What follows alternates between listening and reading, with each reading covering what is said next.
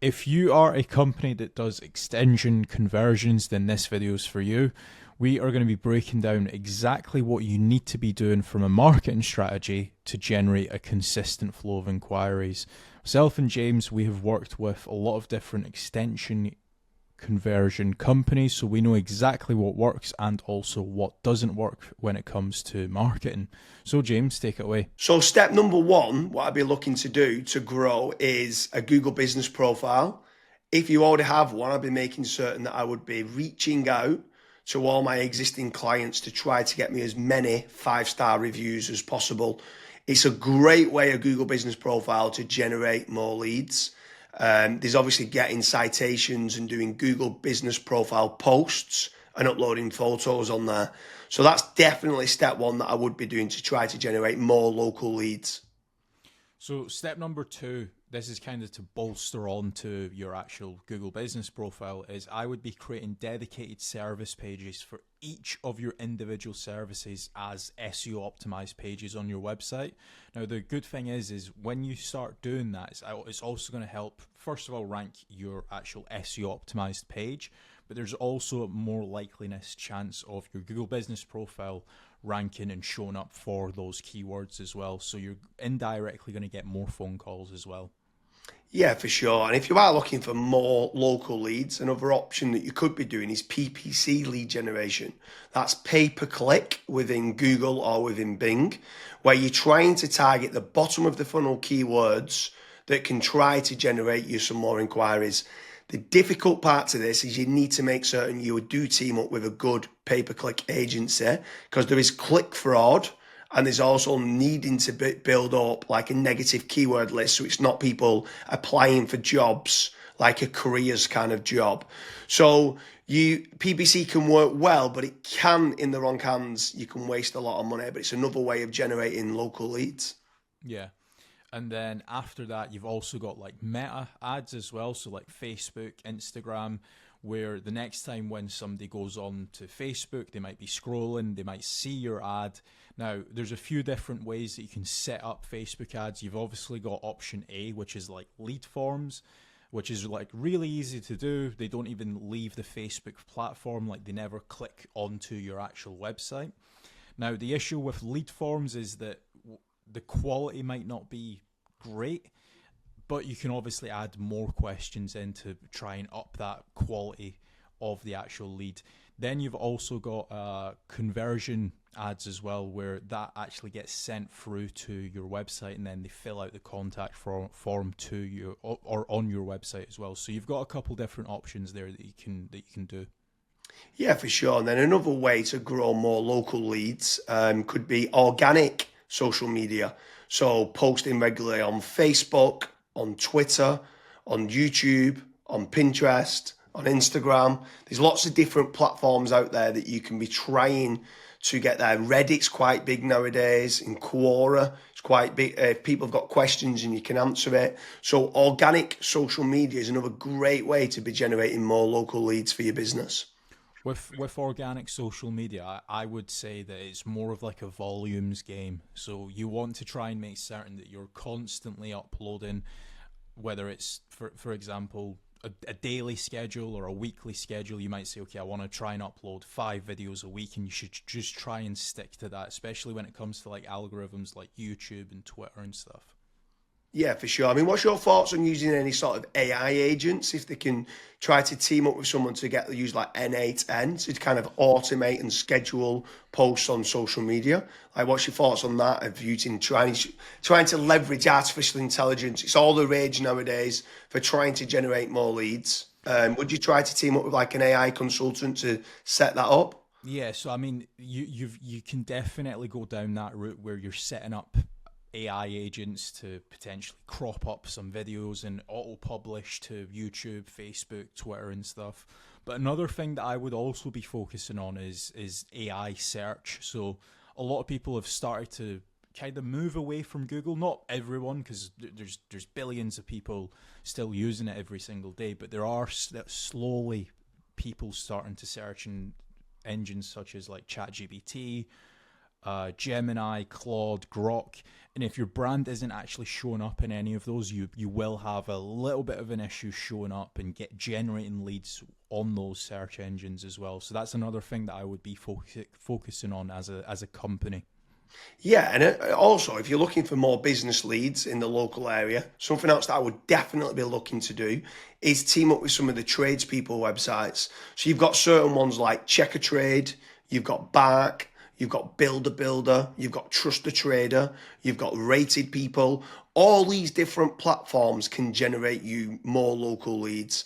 What I would say is making certain you're tracking your KPIs to see what return on investment that you're getting. You should be tracking not only the cost per lead, but the cost per acquisition and how much is that getting you on a return on investment. But tradespeople websites like those platforms can work very well. I would say make certain you check out the links in the description because we do quite a lot of different videos in comparing Check a Trade with FatRank or Bark with FatRank, Rated People with FatRank, Builder Builder with FatRank. So now obviously I've mentioned there FatRank a few times, Kasra. Like what's your thoughts on lead generation companies as opposed to tradespeople companies? Yeah, so with lead generation companies, I would almost say that every single lead generation company, you want to try and do your due diligence. So make certain that if you are in a specific niche, that lead generation company has actually generated leads in that industry before. I would also maybe even have like a strategy call with them and say like, okay, this is my budget, this is how many leads I ideally want, etc. To make certain that if your actual KPIs do align with that lead generation company, you also want to make certain that what type of leads are they? Are they exclusive leads? Are the leads only going through to yourself? Or are they, for example, shared leads, which that's what a lot of other lead generation tools and lead generation companies do. Like, for example, Bark and Check a Trade and stuff. Whenever myself and James have spoke to company owners that have used those services, that's one of their biggest pain points where they say, yeah, it's a shared lead and it's kind of a rat race down to the bottom of who's the cheapest, basically. So that's a couple things that I would be asking lead generation companies before partnering up with them. Yeah, for sure. I mean, if anyone is interested in generating more local leads, I strongly recommend heading over to fatrank.com, where we have a commission-based lead generation service. That means you only pay a finder's fee on converted jobs. You have nothing to pay on the pay per lead. You have nothing to pay until you get paid, until you convert that job on a pay per sale basis and you've completed the job and been paid. That's when you only have to pay fatrank.com. So head on over to fatrank.com to see whether you qualify. But I want to kind of expand a little bit further, right? So what is your thoughts on inbound lead generation versus outbound lead generation? So I always prefer inbound. The conversion rate of not just getting the lead, but the lead actually converting into a paying customer, into money coming into your business bank account is a lot higher. The last stat that I saw for that was something like 16.1% end up converting into a paying customer, as opposed to 1.4% when it's a outbound lead. Yeah, that's So pretty crazy. That's like a 12, but yeah, it's 10, yeah, 12 times more conversion. yeah, Like it's exactly. crazy how much more conversion that is. You need to do a lot of volume for kind of outbound, whether it's cold calling or cold email or like LinkedIn Sales Navigator and stuff like that. And sometimes you just need a lot more staff to do it as well. And people sometimes don't. They're looking at the cost going, I want to generate free leads. And they're like they think they're generating free leads, but they still costed like the email sending, still costed then the sales team tried to convert them and stuff like that. So yeah, I completely agree with you that inbound leads is so much better than kind of outbound leads.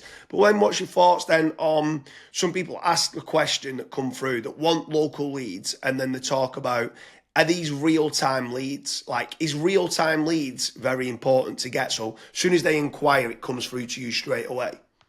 Yeah, it's very important. I think the last stat that obviously we this was internally that we saw was if you are able to get a real time lead, it converts 60% higher than was it 60 or 65%? 60, I think like 63% higher. Right. And when we got the KPIs down, it was like trying to respond in under a minute, and it was like, what? We used to think Yeah. 5 minutes was good, and then when people respond in under a minute, so inquiry comes in, can you either ring them or email them back saying thanks a lot for the inquiry and then getting more information? Yeah, it was Yeah, so pretty. I mean, I'm not saying that every company needs to respond in under a minute, but there are certain things that we obviously look at FatRank when we're looking to partner up with businesses. That's one of the things that a lot of businesses they kind of fall short on, where they might be away for 5 days on holiday and they don't have somebody to pick up the leads, and we're still providing the leads. So there's all these little different nuances that we look at when we are partnering up with companies. But the best thing that I would recommend to anyone that's looking to scale their business, that's looking to get a consistent flow of and high quality leads, is just fill out the form at FatRank. The team will tell you if you're the right fit or if you're not, and we'll also tell you and give you feedback why you're not the right fit and what you should do as your next steps. So I hope you like all the different lead generation strategies put in place for an extension conversion company. Make sure you head on over to fatrank.com, and we work with a lot of different extension conversion companies throughout the UK, and we're able to deliver you a consistent flow of inquiries and leads for extension conversions.